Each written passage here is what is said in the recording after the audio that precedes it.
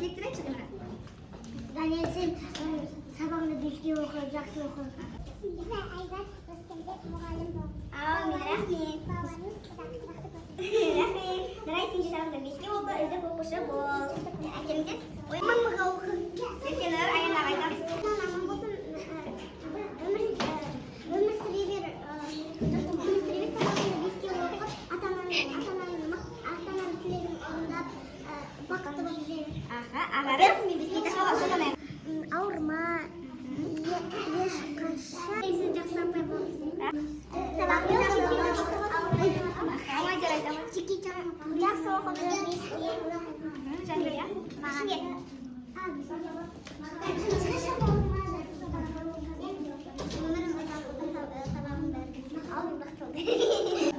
Бұзық болман, қыз апайдың үйінде, қыз апайдың да беске оқы, және де өз арманына жет. Болды, рахмет. Бір сізге тілек айтты.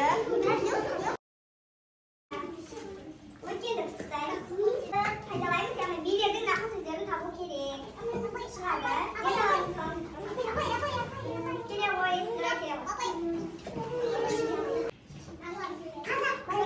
шешен біткен не пайда, артында сөзі қалмаса.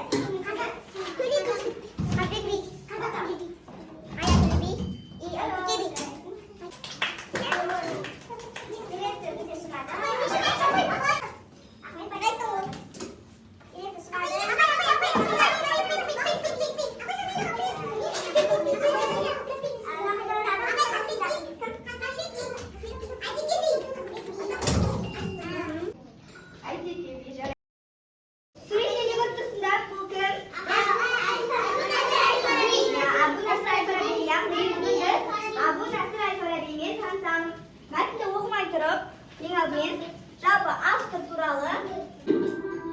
Бұл қалада Әл-Фарабиді ерекше қуантқаны оның әлемге әйгілі кітапханасы.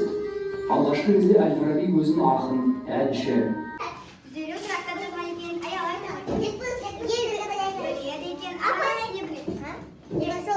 Екінші ұстаз, Алина. Ол әлемге білім ашқан. Музыкаларды қаспады. Әлемдегі қазақ Болды. Енді тағы нақтылау үшін мына шамдардың өткізілді ғой. Оның ішінде осы видеоға қатысты сұрақтар берілген. Қазір оқушыдан шығып жауап беретін боламыз. Бірінші сұраққа келеді, Аяна келеді. Тыныш, бала мектепке түстік, тыныш отырамыз, иә?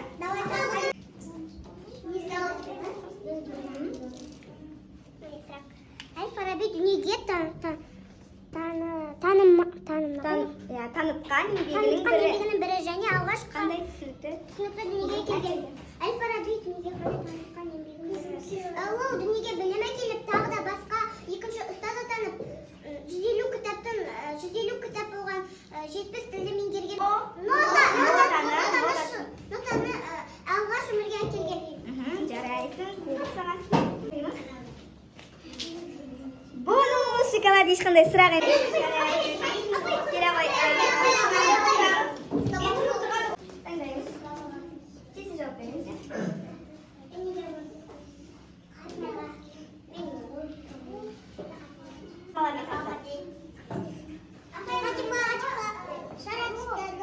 Ғалымдар, Әл-Фараби. Үлкен ғалымдармен кішкентай кезіне бастап саяхатқа шыққаннан кейін олармен танысып тәлім алады. Оларды зерттеген, жаңа айтуға болады енді.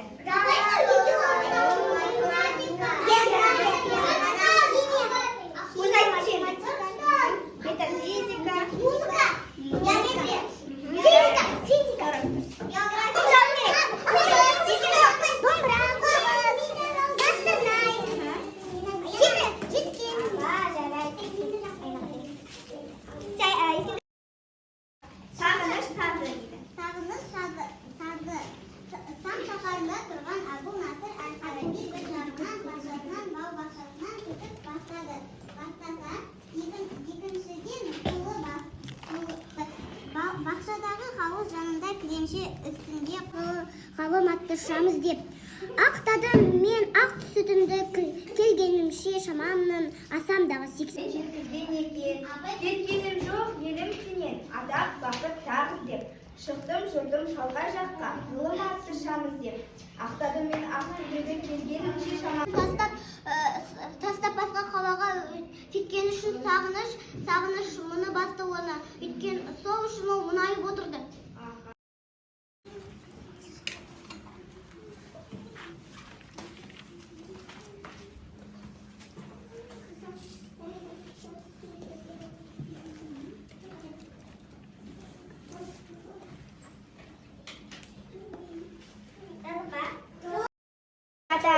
Сіз қай қалада болдыңыз? Иә, қазір осыны мен сіздерге уақыт беремін. Авторға хат жазатын боламыз. Өздерінің іштен келді. Хаттарды мен іштен етпейді, аяқтайды.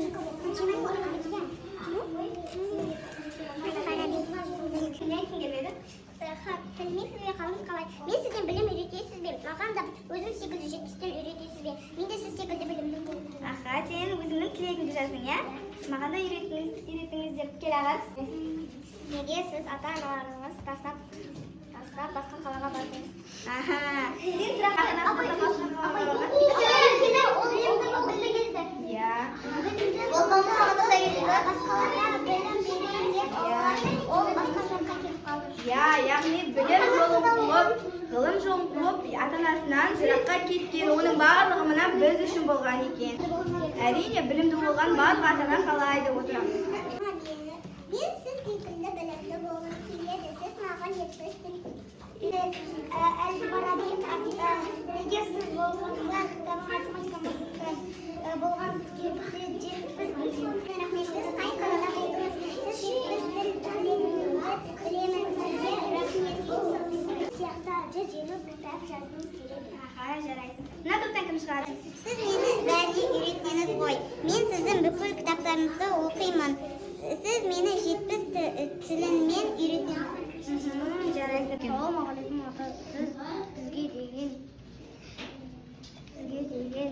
70 тілді үйретуіңізді өтінемін. Осы кітаптарға жазғаныңызға рахмет. Сізді қатты жақсы көремін. Сіз осы әлемге білім кіргіздіңіз. Тезірек келіңіз. Сіз 150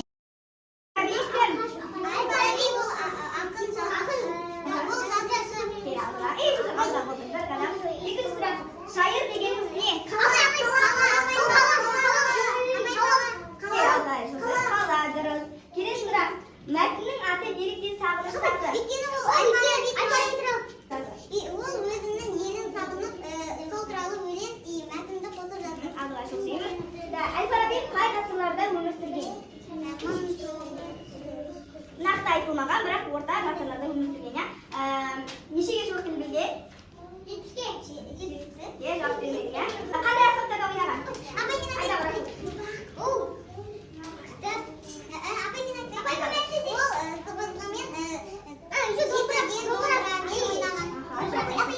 Жарайсың.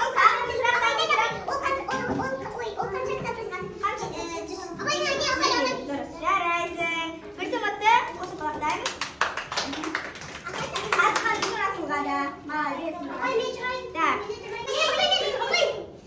Әл-Фараби қанша тіл білді? 70. Ескеріп қой. Әл-Фараби қаншама жерлерді кімнен білім алды? Қандай ақпараттан білім алды? Кітаптан.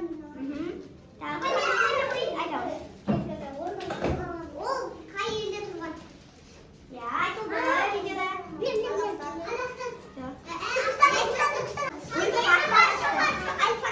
Қарап қаласың, иә?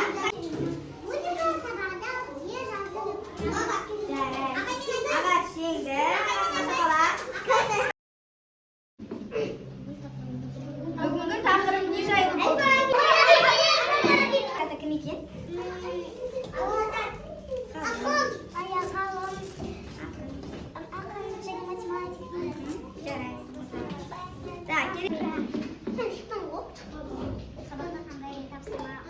Сабақты қандай? Мәтінді оқу ұнады. Сен алдың ба? Немесе тілегіңіз.